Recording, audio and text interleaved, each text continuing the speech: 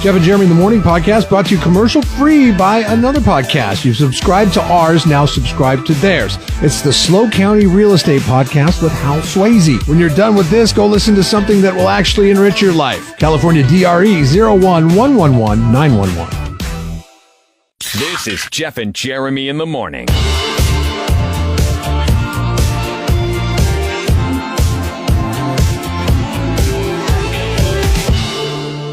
Fictional best friends. There's a list that was compiled by Entertainment Weekly. I don't know what scientific process they use to find out who the best fictional best friends are. The best pairing of best friends. It's just like a pretend friend, like when you were a kid and you had your make-believe friend? No, this is basically best friends from TV shows and movies. Oh, you mean like characters? Yeah. That were friends on TV? Mm-hmm. Like Step Brothers? You've still not seen Step Brothers, have you?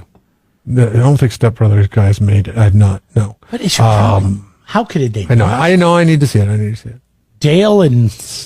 Because Role Models was so high above my expectations that that's my expectation. Role Models is my expectation for Step Brothers. Is it going to meet what I got out of Role Models and exceed? Is Step Brothers better? Are you going to believe what I say? Yeah, I mean, you've seen. I know you've seen both, and you revere both. I've seen Step Brothers probably at least 10 times. I've seen Role Models maybe twice. I know I've seen at least twice. I've seen it like twice too. But it's so fun. Every time I'm around somebody who hasn't seen Step Brothers, I'm like, dude, we got to watch this right now. If it's convenient to watch it right now, and everybody that watches it loves it. They're like, yeah, it looks stupid. I'm like, yeah, it is. It is stupid, but it's stupid funny. Brennan, by the way. Thank you, Cliff. Appreciate you. Cliff and AG. Number 3 on my list. Not on my list. You love Adam Scott from Parks and Rec. He's in it. Mm-hmm. He's money. Speaking of Parks and Rec. He has money in it. The best fictional best friends, at least number 3 of the 25 that they listed, was Leslie and Ann on Parks and Rec. Yeah. Which is strange because Ann left, and I'm convinced it's because the storyline was going nowhere with Ann and Chris, and they needed to write her out of the script for the last 2 seasons of Parks and Rec, and that's what they did. They axed the character on that. I'm convinced of that. They wanted to focus more on Ann and Ben, and did not want. I'm sorry, Ann and they needed to focus more on Leslie and Ben, and they needed Ann to go away and not steal the attention from that storyline, and they wrote her out of it. But they were number 3 on the list. Who are the best? Is it Step Brothers? Step Brothers the best friends? But they're not friends, right? They're adversaries. Well, they are in the beginning, but I don't want to ruin it for you. They become friends. Well, I could see that coming. I figured as much. Yeah, no, it's Tom Hallerford and Donna at Parks and Rec. Treat yourself. Yeah. Treat yourself. Yeah. Treat yourself. But are they really best friends? I mean, they're treat yourself. Convenience. Friends, I guess. Best friends. What about Maverick and Goose? Nah. Why? Because Maverick killed Goose? Well, he didn't kill him, but it was his fault. It was involuntary manslaughter, I believe. No, I don't know what it was called, but yeah, it was an accident. And I don't know if they were. We didn't get enough Maverick and Goose. But yeah, I guess so. Oh, it's like Laverne and Shirley. I mean, that's what we're doing here. Yeah, Laverne and Shirley did not make the list. How about Seinfeld? Did anybody from Seinfeld? Did George and Jerry? Nah, because they're all kind of weird, equally. Yeah, they're all. It's like a 4-way. You know. Yeah. I mean, when these 4 people hate everyone else. That's what I love about that show. My mom loved this movie. Do you remember the movie in which Bette Midler sings the song "Wind Beneath My Wings"? Oh my God, no! Beaches. What's up, Beaches? Yes, that's a total chick flick. Can't listen to that song either because they played it at my dad's funeral. Why'd they have to ruin that song for me? It's not like it would have ever been my favorite anyways. But anytime that song comes on, or that fat Hawaiian guy, that big fat guy, remember him? He sang "Over the Rainbow." That was my brother's favorite song. They played it at his funeral. I can't. Sucks. Can't hear those songs. Did you ever know that you're my hero? That song? No, Somewhere Over the Rainbow, you moron. Oh, okay. But I was talking about the Beaches song. You are the wind beneath my wings. Yes, I think that's it.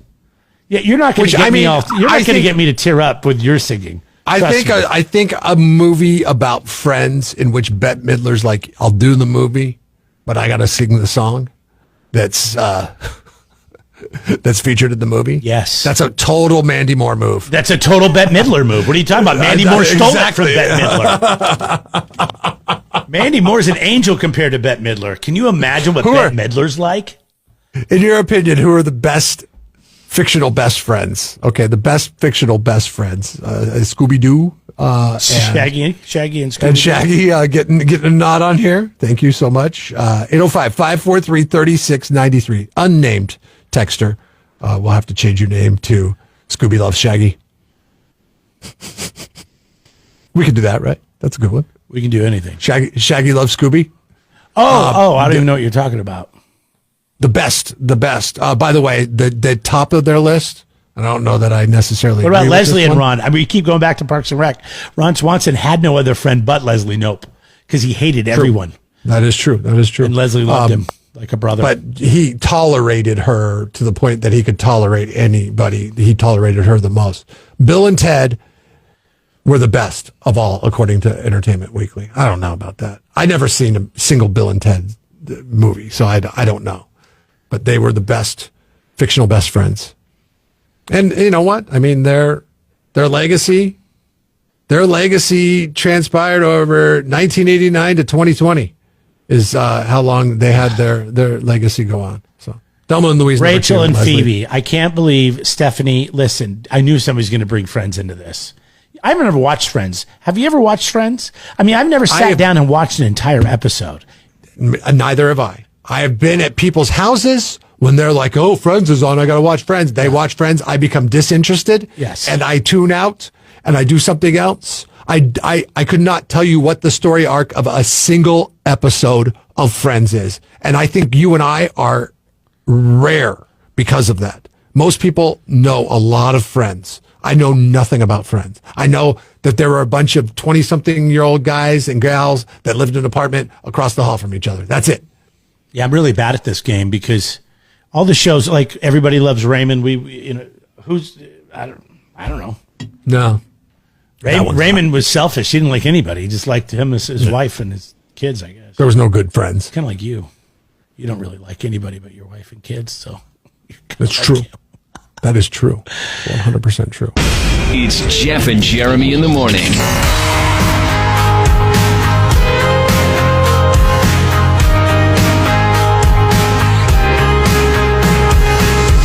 I don't know if it's because we are younger or because I think horseshoes is an old man sport, but cornhole's better than playing horseshoes, is it not?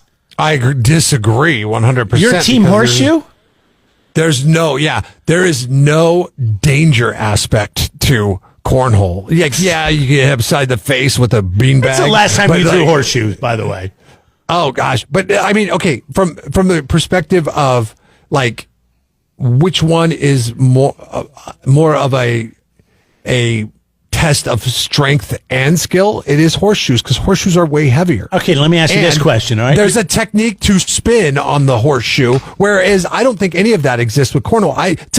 Horseshoes people spin all the time. With the throw the cornhole bag. Yes, I know. It's a way to supposedly get it to stop instead of sliding off the get board. that. There's techniques. I get that. It's the same thing with like a golf with a golf ball. If you can, get underneath it and really get a good spin going, you can spin it back to the cup. But so I guess the same theory on the beanbag when you're throwing for cornhole, but with the horse, like, okay, to me, tennis or horseshoes is to cornhole what pickleball or what tennis is to pickleball. Okay. So tennis and horseshoes far more strenuous, and their JV level of sport, which they're both more popular now because more people can do it, is pickleball and cornhole. Those two go side by side. Pickleball is for people that can't play tennis but want to play tennis. Cornhole is for people that want to play horseshoes. Cornhole is for people that want to play horseshoes, but they don't have the ability. Because I used to be on the tennis team. I'm going to make fun of everybody who plays pickleball. No, Listen, no. I know people that play pickleball that used to be tennis players, and they like pickleball. It's just shorter court. Well, yeah, It's easier to manage. It's not, it's tennis is a young man's game. It's a young man's game. Now that I'm older, I'd rather play pickleball. But what I'm saying is, it's the same thing. Like horseshoes and tennis is for real people that are doing it for reals. The hobbyists, stick with your cornhole, stick with your pickleball. So I got into an argument with somebody the other day, and I said, here's the thing. Oh, let's go back to this. We just talked about drunks rocking around in Templeton, going to the park with their wine. No, not drunks. Responsible parents who enjoy wine. You call them what you call them. I call them what it is. They're not all drunk, but there's a handful of drunks. And now you got a game of horseshoes, or a game of cornhole. And you got a drunks, you see the glasses, you're like, okay, who do you feel safe playing against? The old ladies, just, who you are, with the wine glasses or the people throwing the bean bags. They both got glasses. I'd rather be hit with a bean bag than a horseshoe any day. Oh, yes, absolutely. And that's what I'm saying, is it's not for everybody. Anybody can play cornhole. Not everybody can play horseshoes. But it's a better backyard game. And that's our poll question, by the way, today. Everybody can play basketball, by the way. Everybody can play basketball, but not everybody can play in the NBA. Horseshoes is the NBA of throwing sports. And I like the leaner aspect. I like the touching aspect. I like the ringer aspect. I like the fact that sometimes the ringer bounces out and then people are like, that was a ringer. And you're like, no, it wasn't. It's not around. It's not inside the pole's not inside the actual toes of the horseshoe. You don't get any of that with cornhole. It goes in the hole. You can't dispute that at all. It doesn't go in the hole and then bounce back out. You get none of that. But it rings. I've seen a ringer before where you kind of slip it right past the hole there and it slides off, or you get one that's barely hanging half in, half out, and then you get another guy that throws a bean bag at it and knocks it right out of the hole. Sometimes debate it goes in, is one of the greatest things that we have in life, and that's why we're having this discussion right now. Yeah, but when you got a bunch of drunk people around the park in Templeton with their wine and all that, and then everybody's fighting and they got horseshoes, that could be dangerous. Really boring if we just said, man, cornhole's fun. Mm-hmm. I agree with you. You need to have the next level, and horseshoes are the next level. Cornhole, by the way, was invented in Cincinnati in the 60s, but apparently they stole the idea from somebody who played square hole, which was a very similar game invented in 1883. Some history there. Fascinating. Yeah. Fascinating. Now, there's other backyard games that people like to play around here. Our poll question today is just going to go horseshoes or cornhole. But, you got the bocce ball, which, you know what? When I first played it, I thought, oh, this is a great game. Then I realized it's a really stupid game. Oh, God, it is. I mean, if you got nothing else to do, it's a time killer. But other than that, it's really not. Why not use that court and build a cornhole facility there, or even better yet, horseshoes? Yeah, you better correct yourself there, buddy. All right, you can vote in the poll: horseshoes or cornhole. KZOZ.com. Jeff and Jeremy in the morning.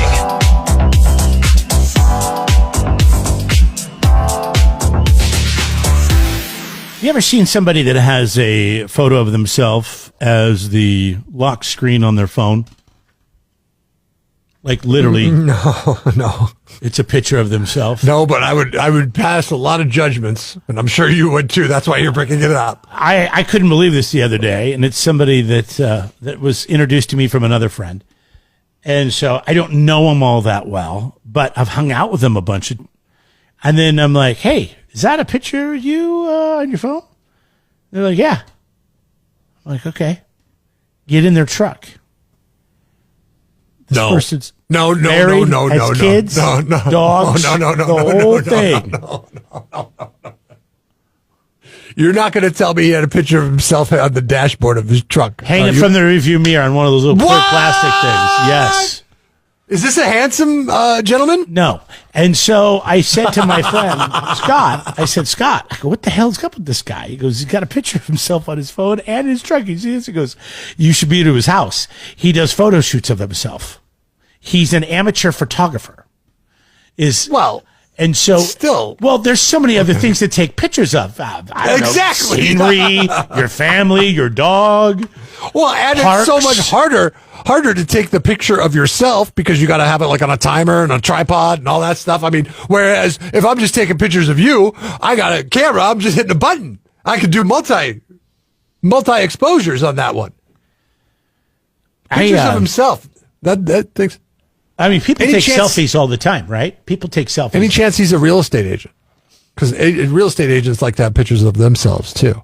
Not Team Swayze. Team Swayze. I couldn't tell you what Hal looks like. He may be a real estate agent. He's a very good real estate agent. That. The guy has got, from what I understand, he owns a lot of like rentals, and he's got property, and he does well. He does well for himself. He does a brand new 2024 Toyota Tundra, whatever. I don't know how much those. I mean, it's not like the top of the line truck, but it's for Toyota. It's got good bells and whistles. I never understood why real estate agents include their photos on, like, if they get a billboard or if they. Well, because I mean, that makes a little bit of sense or they put it on their business card a lot of times.